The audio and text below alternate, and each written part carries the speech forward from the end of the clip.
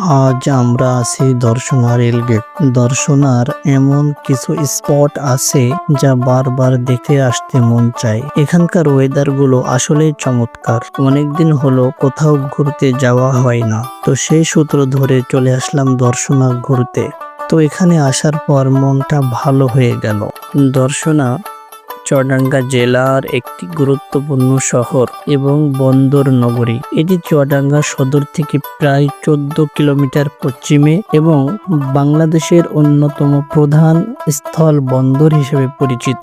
দর্শনা ভারতের পশ্চিমবঙ্গ রাজ্যের সঙ্গে সংযোগকারী একটি গুরুত্বপূর্ণ সীমান্ত অঞ্চল, যা বাণিজ্যিক এবং কৌশলগত দিক থেকে অত্যন্ত গুরুত্বপূর্ণ।